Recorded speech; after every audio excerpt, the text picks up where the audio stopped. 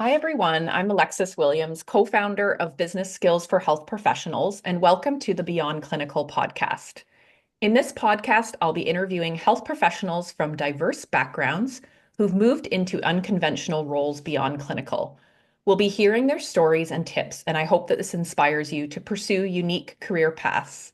This is episode number 24 of the podcast, and I'd like to introduce my guest, Shannon Crocker. Shannon, do you want to say hi to everyone? Hey, everybody. Thanks so much for having me here, Alexis. I'm really looking forward to our chat. Me too. Awesome. So before we get started, I want to share a little bit about Shannon's background. So Shannon is a food-loving registered dietitian and professional home economist with over 25 years of experience in nutrition communications.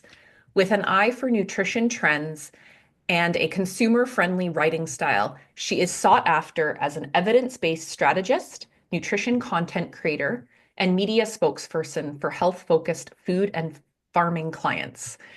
As co-founder of Spark Nutrition Communications, she helps dietitians and allied health professionals stay ahead of food and nutrition trends, offering practical strategies to leverage them effectively. In her happy place, the kitchen, Shannon develops nutritious and delicious recipes that inspire connection, energy, and well-being. Awesome. It's so great to have you. And we know each other. We live actually very close to each other here in Canada. And yeah, I think I'm excited to talk to you more and learn about your journey. So I like Yeah, to, yeah, thanks. go ahead. I'm excited to share about my journey. Awesome. It's it's as you said, it was 25 plus years, so it's been a long one. So I'll try not to, go on to the long version. I'll give you the abridged version, but I love that your podcast is about beyond clinical because personally, I started off my career journey thinking that I would be a clinical dietitian, 100%. In my undergrad career, I took all the, clinical courses. I was on the clinical path. And then actually in between third and fourth year of university, I went and worked in a hospital here in Hamilton at McMaster Hospital.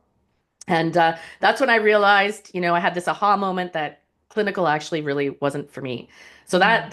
that choice, happened very early on, and I had to, you know, favorite word ever, pivot, Yeah. uh, and uh, and went into community nutrition education stream at that point. And so I knew very early on that clinical nutrition wasn't for me, but I really didn't know much more about what else was out there at that time. Hmm. So I went on to do my master's in community nutrition. And at that time, I did some really kind of interesting placements in different spots. I did a placement at Kellogg's. And I found that, sort of that business environment was really interesting to me. I ended up working in public health when I first graduated from my master's. And when I started to do side gigs, I realized, okay, wait, maybe this isn't where I need to be either. Mm. And so I ended up taking a job with McMaster University, and I was the first dietitian that they had there. Oh, And I cool. created yeah, it was really cool. I loved it, created a nutrition promotion program for them, had a team of volunteers. Mm. And I also did some counseling there. Mm. And, I've learned lessons along the way in various spots in my career and different jobs. And that job, that's where I learned that I didn't really love the counseling side of things either. Like I love nutrition Mm. promotion, I love nutrition communications. And so that was really solidified there as well. Then I went on to work from there. I went on to work at Dairy Farmers of Canada. And again, I was in a role where I was developing nutrition education materials, doing a lot of training, a lot of presentations, learned a really interesting different side of what I would say nutrition marketing and business. And I really loved that job. I really did. Then I had kids and decided I'd like to work part-time, and they didn't like to work part-time. So I jumped into consulting and I haven't looked back. And so now what I do is I do a lot of nutrition strategy. I do content creation, as you mentioned, and that can include anything from, creating a simple infographic to creating a national campaign with various levels and different communication strategies and resources. And I've been doing that for a few years. And then well, more than a few years actually. And then during COVID, Carol Harrison and I, who's another registered dietitian who you know as well, Yeah. we had been working together on some things, and we started to see, at that point. more misinformation seemed to be coming up online, and we started to see dietitians starting to dabble more into the online world. And we thought, you know what? Dietitians really need to be out there. There's so much misinformation. There's so much going on, and dietitians are perfectly positioned to get out there, get online, get on video, and to share, reliable nutrition content and advice, and also get on videos showing recipes, showing people how to put our nutrition advice into practice in the kitchen. And so that's how I kind of evolved most recently in my career to helping to provide nutrition tools to registered dietitians and allied health professionals. Yeah, well, I really love what you're doing with Spark RDs. Thanks. I think like I've had a lot of changes in my own career in the last, I don't know, 4 or 5 years, and your webinars and programs, like they really do help you if you're in the food and nutrition space, just stay up to date because I think you need to be no matter what role you go into. Like if you're working with clients, you need to be kind of on trend. But even when you're working in like business and industry, sometimes it can be even more important to stay ahead of food trends. So I think that is so valuable. I know you've got an upcoming webinar next week that I just signed up for yesterday, Yeah, January which is 23rd. exciting. Yeah, January Yeah. 23rd. So it's all about, so what Carol and I do is we really dive into the nutrition trends and hot Hmm. topics and we don't just say look at the trends and think, okay, well this is interesting. We stop and really think strategically about what does this matter to dietitians? What do they need to know about this? What will really help them to leverage this trend? And so that's what we're sharing in that January Mm. 23rd webinar, is the top 10 trends that we think dietitians can leverage in 2025 in the food and nutrition space. And like you said, I mean, it's definitely important for dietitians in all areas of Hmm. practice to be able to Yeah. be taking a look at like what are the trends? Because if you're working in business, it can help you to set your strategies, set your Yeah, plans, set your goals. for sure. If you're working in, content creation, your communications, it can help you to Hmm. plan, like, from the most basic things, like what recipes are you going to share? What kind of Hmm. content are you going to share? And for people working in clinical, it really can help them because people are going to come with questions about the latest and greatest, product, and you really kind of got to have the answer, or at least know where to go and get it. Yeah, no, that's true. Well, I'll put it in the show notes, the information about it, because I'm sure a Oh, few of our terrific. listeners will want to attend. So, Yeah, thanks. It's anyway, free too, which is great. yeah, So, it's I know amazing. budget's a concern for a lot of people this year. That's one of the top trends actually is It food is. costs Yeah, and for budget. We know sure. it's on top of everybody's mind. So we want to keep this Yeah. one free for sure. Oh, that's exciting. Awesome. Yeah. Yeah, so you kind of told us about your career journey. Is there anything else kind of notable that, you want to add there or anything that stands out that you think kind of has contributed to your success in like this other area of nutrition communications and kind of business? Yeah, you know what? I think uh, I've really had to learn sort of a lot as I've gone along for sure. And I think there's a couple of things that have really helped me transition into sort of business and then into this area of business as well. And I think one of the biggest things would be passion.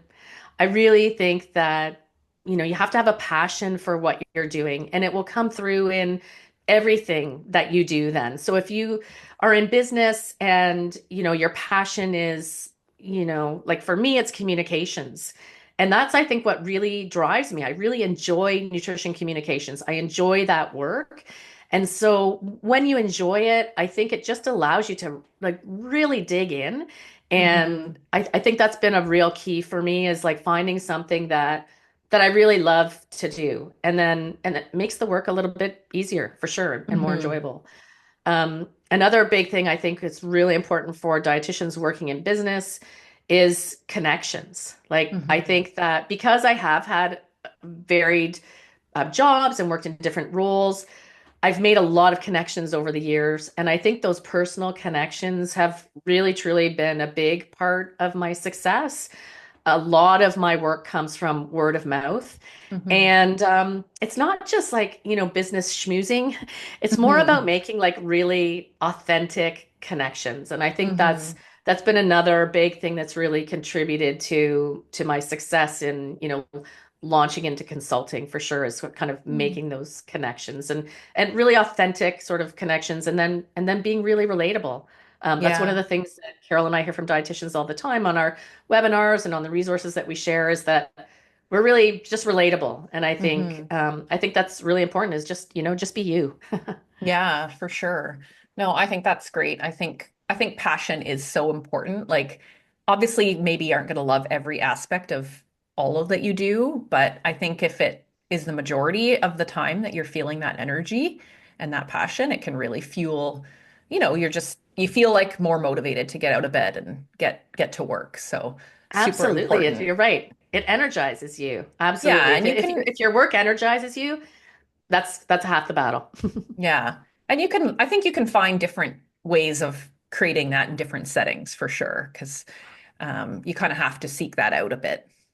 Yeah, sometimes it might take a little bit of really soul searching, like Hmm. what does really light me up? What am I really interested in? What am I really good at? And one of the Hmm. things that I did fairly early in my consulting career is I actually sent an email out to a handful of people who I've worked with, and I said, like, can you just tell me a little bit about, like, if you had to describe me, what would you say? And if I just asked them a few Hmm. sort of standard questions about, like, what do you think that I do well? And, what is it that you like about working with me? And it really helped me discover a lot about Oh, myself, actually. So interesting. I think it's a great tool to actually do, because it can help you to kind of really zone in on, like, oh, okay, I hadn't thought about that. Like, I actually do that well, and Yeah. some of that self-reflection is great, but having other people help you with that can be a really great strategy.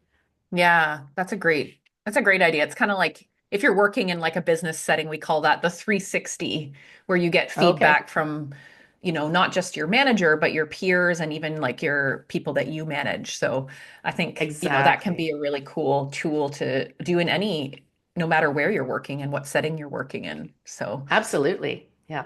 you did kind of touch on this in your answer to the last one, just around like, networking and community and maintaining authentic connections. But what would you say like the role of mentors or maybe coaches, or, communities have been in your journey?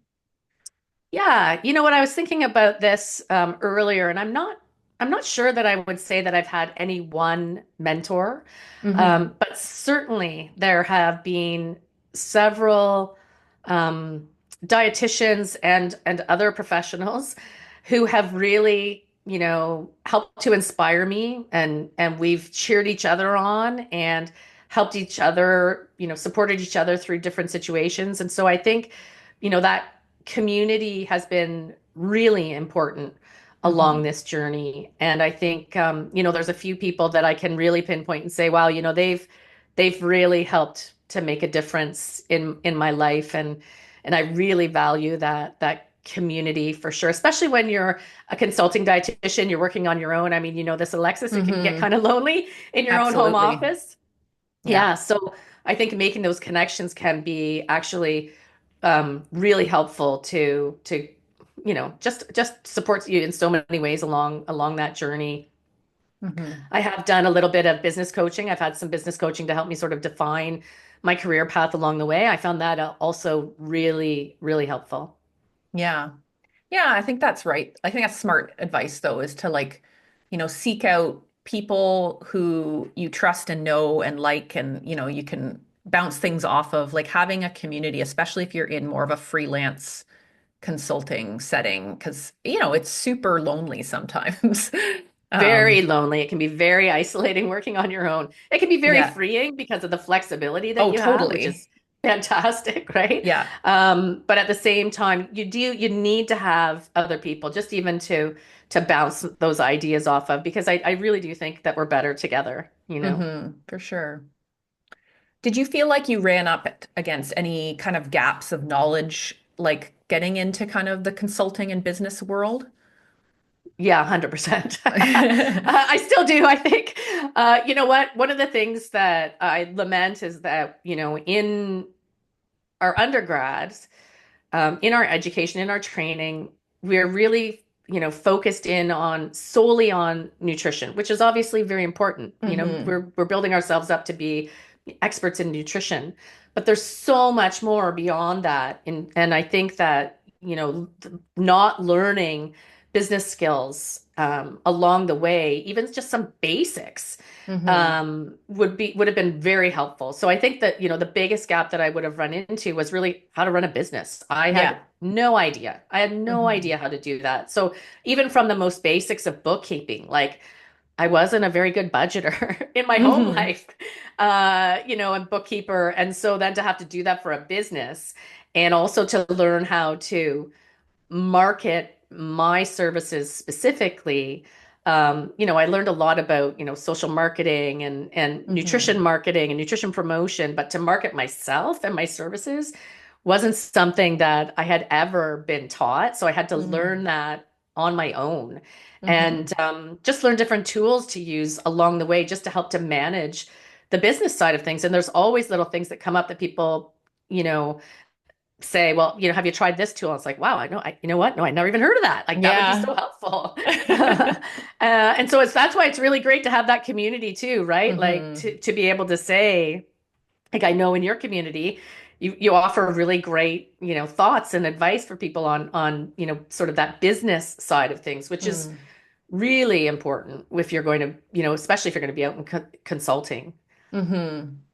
Yeah, I think it's Yeah. like we can't learn everything in school because, No, just like learning the nutrition is intense, right? We have to learn that. so intense. So I think we're in a really cool place now where there's just so many options of how you get education.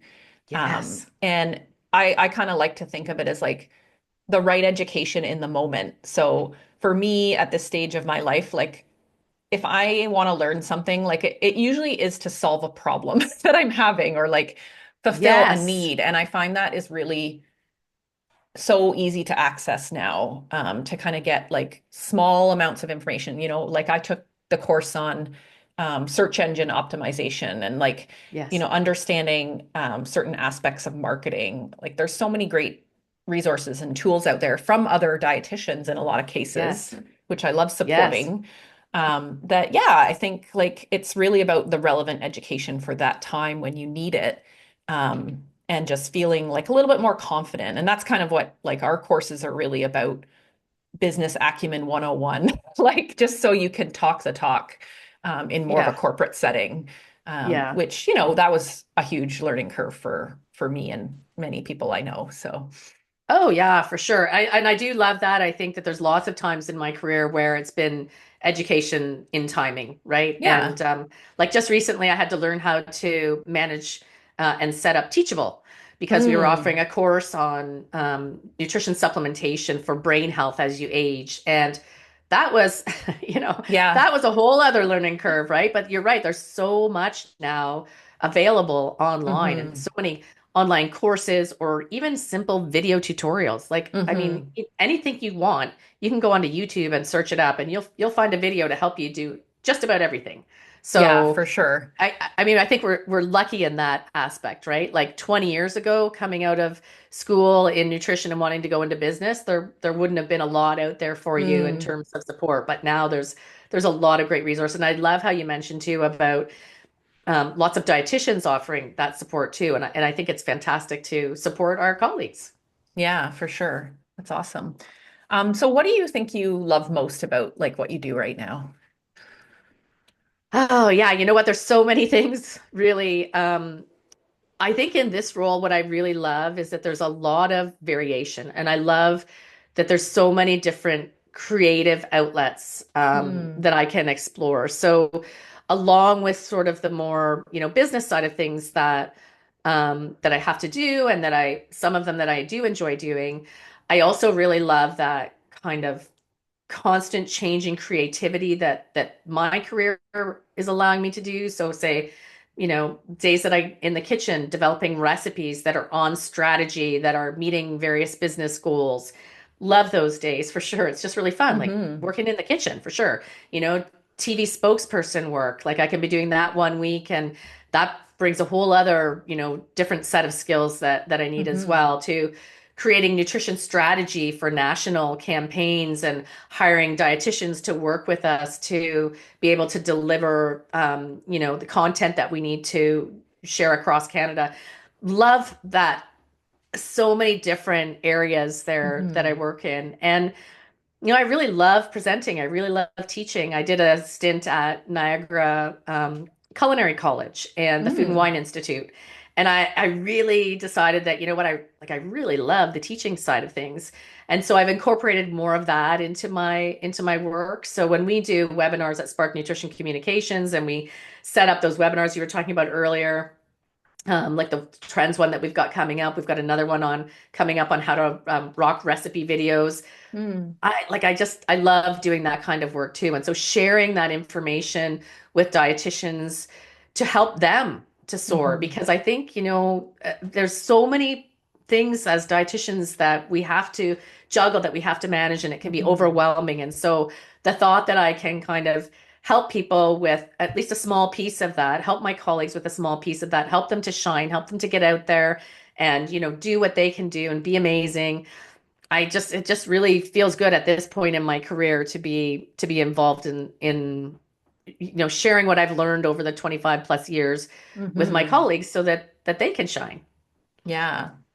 Yeah, I think that's one of the major benefits of the area that you're in is like that ability to have a lot of variety and kind Hmm. of like follow where your energy is flowing. And you kind of touched on that a little bit with the teaching. Like as you get into that, you can kind of start orienting your business more towards that area. Like you have that flexibility to do that.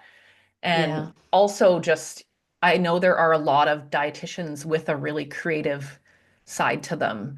And you don't always get to express that in a lot of traditional roles. Hmm. Whereas, this provides you with that outlet to be able to do that, whether it's through food, creativity, or like graphic design and content creation. Like there's just so many cool things. Yeah, absolutely. And you know what? I think that, there's so many opportunities out there now for dietitians to be able to um, mesh science and our creative side. So we always Hmm. come at it, with the evidence base, no matter what area of nutrition that we're working in.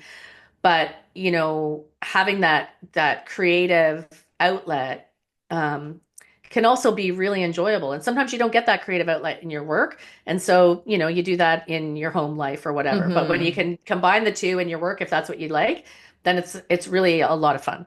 Yeah, for sure. Hmm. That's amazing. Hmm. Yeah. Um, you touched a little bit on, we talked about education, but are there any kind of courses or programs that you found particularly helpful to your own training, like developing yourself?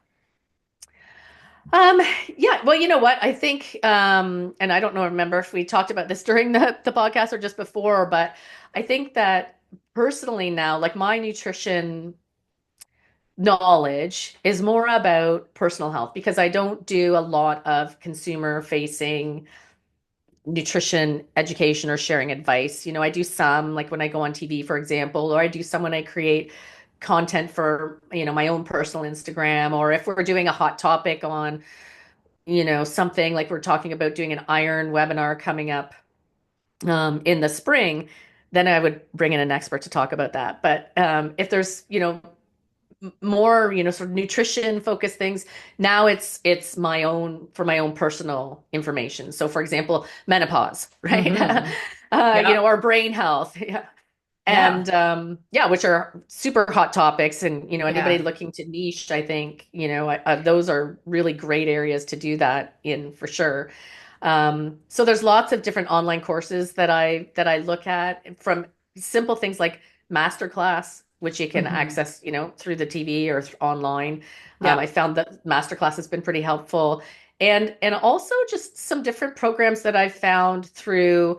Um, Colleagues sharing like, hey, this is coming up, sort of thing. So webinars Hmm. on, I just watched a webinar on longevity, which I thought was really Mm. interesting. So there's not one specific tool or resource that I would say, is a must for everybody, but I think just knowing that there's so many different courses, podcasts, videos, Hmm. um, and audiobooks too. Like I really love listening to audiobooks for sort of more of those sort of marketing or Hmm. business kinds of skills too. Mhm. because I find that I can't actually. I don't enjoy reading a book about it, but listening to a book about it is I'm actually with great you. because you can do that while you garden or walk the dog or something. Hmm. So, yeah. Yeah. No, I think that's great. I think you're right. Like that's the beauty of this career too, is you can kind of shift your focus with your own journey. Um, Hmm. in, the nutrition areas that you're kind of interested in. You see that a lot with dietitians, if they have a family, they start to get into more of a focus on family and like you said, like getting into midlife and kind of all the nutrition areas that impact that. So I think there's a lot of really great resources and information to kind of give you that personal interest and growth opportunity. So it's Yeah, exciting. absolutely. Like yourself, right? Like Yeah. working with women who are, more physically active, like that's your Hmm. passion. That's who you are. And so we Yeah. talked about passion earlier, right? Like I Yeah, think for so sure. working in that area and providing Yeah. nutrition advice just makes so much sense Yeah, because, for like sure. you're living it. So, Yeah.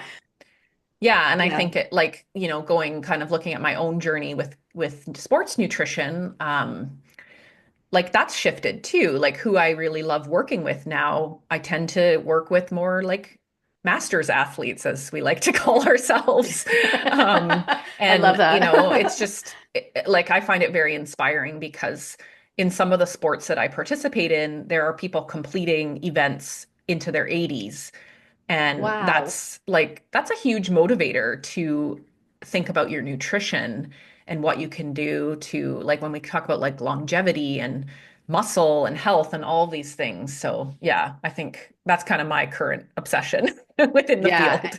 I love it. I think it's a great obsession. I think you know what, you're in a really great niche Yeah. area for sure. It's really good. Yeah, that's awesome. Um, I love this question, kind of reflecting back on, I guess for you, like new dietitian Shannon 25 years ago. What if there's one thing you could share with yourself, what would that be?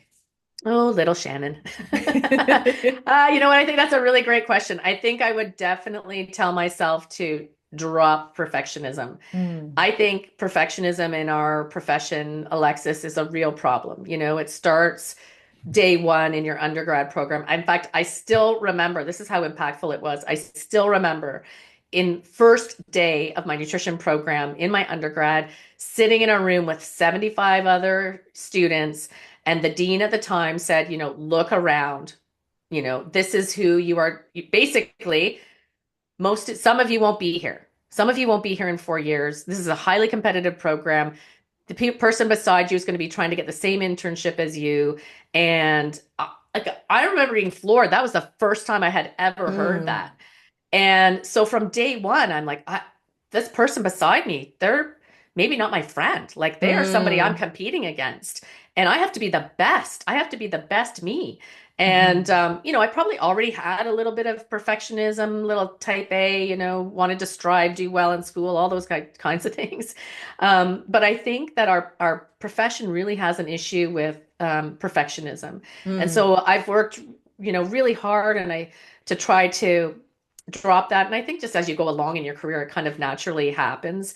But I would yeah. say, perfectionism held me back from different Mm, things because I remember thinking, if I can't do it 100%, then, or 125%, like, let's be honest, mhm. then maybe I shouldn't do it. And, Right. or, that person can do that so much better than me. Mhm. And so, I definitely tell my earlier self, and I tell this, Carol and I use this all the time. Like we always tell people, like, drop perfectionism or progress over Mhm. perfection, and because it will hold you back. And I think that once you can kind of let that go, it's not a badge of honor. Once you can kind of let that go, you can do so many more things. So yeah, that's one Mhm. thing I think I would definitely go back and say, like, don't worry about what people are saying, don't worry about what other people are doing, don't worry about trying to be Mhm. perfect, just get out there and do it. So, Mm, I A love is that. okay. It doesn't always have to be A plus. Yes, yes. Or B Even is B even is really okay. great. Yeah, that's Yeah. right. I think that's so interesting and I see that a lot when I'm working with people around applying for jobs. They feel Yeah. like they don't have everything in a job description and I have to remind them that A job description is a wish list, like a dream list that the manager comes up with.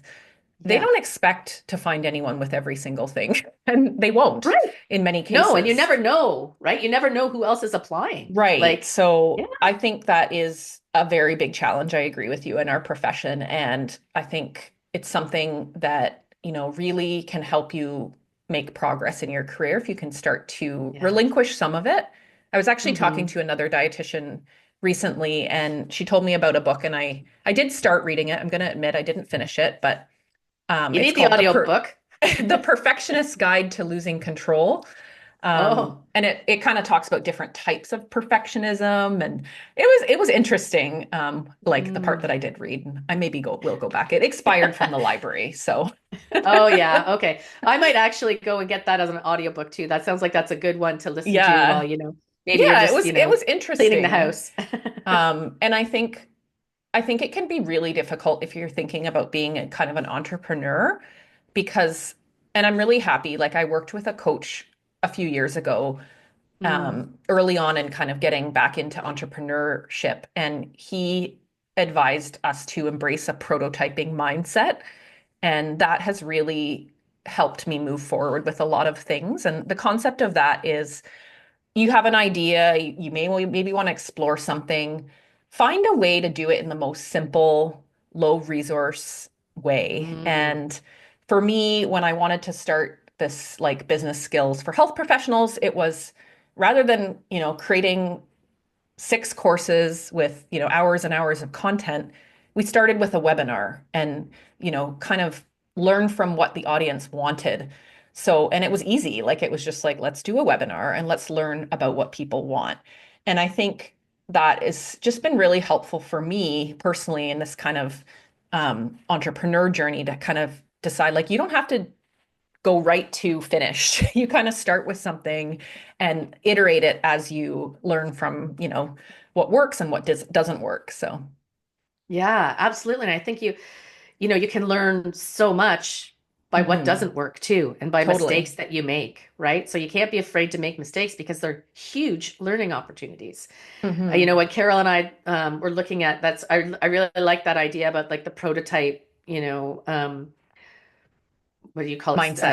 Mindset. Prototype mindset. When we were looking at launching a course on how to do recipe videos for hmm dietitians, we actually did the same thing. We started off with a webinar. And from that webinar, we're like, okay, people are really interested in this. Well, we don't Mm. have a course, so let's do a beta. Let's do a Yep. beta course and have people help us to, like, they'll still pay us a bit of money for it, but a, reduced rate. hmm And they'll basically help us to create it along the way. And we'll learn hmm what works and what doesn't work. And, it was such a fabulous experience. And because it really helped us to understand, like you said, like understand what do people want and what do they hmm need before you dive into trying to create, the ice cream sundae with the cherry on top. Maybe you just start out with the ice cream, right? Yeah. And you start out with the basics and you can build from there. And I think that's a really hmm great lesson to learn too.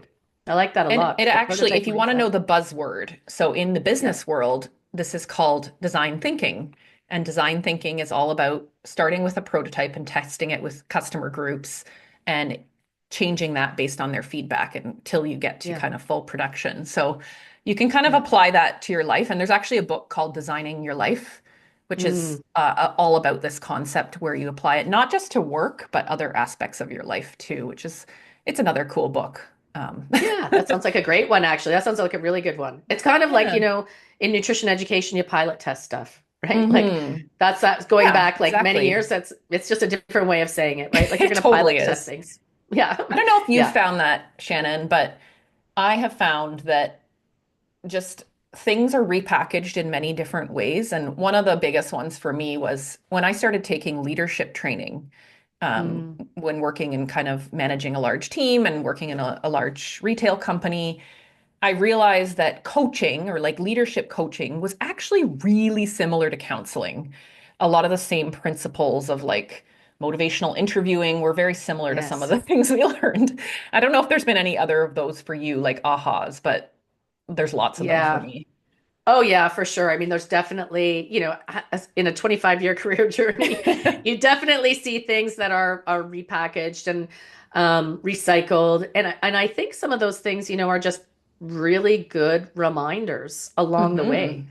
Hmm. Sure. It's good to see them in a different light and to see them from a different angle and hear because we people need to hear things many different times before they can actually take action and set a goal and do something well and have it become part of Hmm. their life or part of their habit or part of their mindset. And Yeah. so I think that's really great to be able to see some of those things bubble up again in Well, I'm different sure in ways. your area of communication, like it really is kind of the art of communicating is like, you're trying to elicit maybe change in health behaviors as an example, and you've got to find ways that resonate with people. And you're not really necessarily saying anything new. You're just, No. like you said, like finding a way that will make someone stick with it and kind of, change a behavior. Yeah. So, Yeah, and something's going to resonate with one person, but not with another person, right. right? So, Yeah, yeah, as dietitians, I think we can do that really well. for sure. That sort of skill is transferable, like you said, into business, right? Like that Hmm. motivational interviewing or that counseling or that understanding people's needs and learning to adapt and create whatever that content happens to be, whether it's, nutrition advice or whether it's, something in a more business Hmm. model. I think that we can transfer that skill. We have so many skills as dietitians that are transferable into other areas, and you have to, not be afraid to make that leap, right? Yeah. Like to try it out and just think about your skills that you've developed along the way in Hmm. different ways. Yeah, Yeah. for sure. Yeah. I think it's just sometimes you need a little bit of nudging around how you can think about those skills maybe in a different way. Because, we tend to Yeah. get stuck in our experiences and not always see like that transferability. Yeah, Um, absolutely. And that's why I think seeing, talking to people outside of the nutrition profession can really hmm. help. Like when For you talk sure. about the business coach, right? Like that Yeah. business coach is coming to your world and with a total from a totally different world. Yeah. But they can mesh and they can meld and they can figure out like you can take different pieces from other professions and from other types of colleagues Hmm. to help to build your own skills and build your own career. For sure. Yeah. All right. Well, one more question is what advice can you give to listeners who are interested in finding a career beyond clinical? Yeah. You know what? I'm a preceptor for master students and interns every year. I have a good student or two with me from various programs. And I always tell them, like, do as many different experiences as you can. Try out all Mm. sorts of different jobs, paid or volunteer. And it's great for them when they're in their internship or their masters because they have different placements. And it's like, so Hmm. go into each of those, and see what feels good. And I would say the same thing though for dietitians. There's Hmm. so many possibilities now besides clinical nutrition. When I first graduated, you worked in a hospital or you worked in the public health department. Like that's kind Hmm. of what you did. Yeah. And now like there's so much more. The possibilities, for beyond Hmm. clinical nutrition are just like practically endless, really. Yeah. And so I think, if you're not ready, like if maybe you are in clinical nutrition, but you're thinking you want to move outside to something else, but you're not quite ready to take the plunge, like Hmm. just dip your toes in, Hmm. by trying a side gig, for example. I Yeah. think that can be really helpful. I know when I worked back in public health, um, I would do start when I started to do side gigs, I said that's when I knew public health wasn't for me. But some of those side gigs, like I taught a heart healthy cooking course and I Mm. did a group class for lipids at a lipid clinic Mm. at one of the hospitals. And I did some spokesperson work for some brands at different conferences. And so that allowed me to really think about what do I really like here? Like, what do I keep, what's, Hmm. what's, what's, really lighting me up. And I think that by sort of doing some of those side gigs, you can get a chance to sort of see how it feels. You don't have to necessarily quit your job and try something Hmm. and make a 360, try something else right away. You can still have your job and like Hmm. just, dip your toe in, like I said, play around, try a few different things and see what you like, see what sticks. Hmm. And I think that that can be a really great way to, really figure out what your passion is. Mm-hmm. Yeah, I feel similarly about some of my early roles. Like I covered a lot of mat leaves Yeah. early on in my career, and I actually thought that was really helpful later on, maybe in a different way than you're referring to, but I found it was really helpful for me to have a really broad understanding of healthcare and Yes. dietitian services and all the different places that those are provided and the systems. And then I kind of went into a role where I was, building programs and just had that exposure to different settings. So I think every opportunity, even if it's not something that you're enjoying at the time, will shape you in the future in a positive way, most likely. Absolutely. You can take something from everything, even if it is to figure out, I don't like that. Yeah, Right? exactly. Even Yep. that is really helpful. So, Hmm. yeah, I think, I don't regret any job that I have. Hmm. I don't, some of them I enjoyed more than others, but Hmm. everything allowed me to be where I am today. And everything that I did, I was able to take something from it and say, okay, what did I like from that? What didn't I like from that? And then you move forward from there. And I think it's really important to give various things a try. Don't be For afraid. sure. Don't be afraid. Like I Yeah. said before, don't be afraid to make mistakes, right? Like sometimes it's not going to work. And that's Oh, okay yeah. too, because then you find out it didn't work. That's not what I like. Yeah. Mistakes are a very important part of any journey, I think. So, yeah, Yes. awesome. Agreed. Yeah.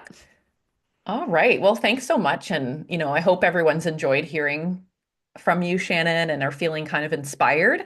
I'll just wrap us up and mention that I have two programs to kind of help you as a health professional. If you want to make a career transition to something new, I have my Beyond Clinical Career Transition program. And then if you are a health professional already working outside of clinical in more of a business and industry setting, I have a network and membership where we meet monthly and kind of learn business topics, but also problem solve together. And you can find out more about both of those in the show notes, and I'll also put the link to Shannon's upcoming Nutrition Trends webinar. And last but not least, if you do enjoy the show, please consider rating it, reviewing it, and sharing it with a friend. So thank you so much, and yeah, we'll sign off here. Great. Thanks, Alexis. It's been a lot of fun. I've really enjoyed chatting with you. Thank you. Bye.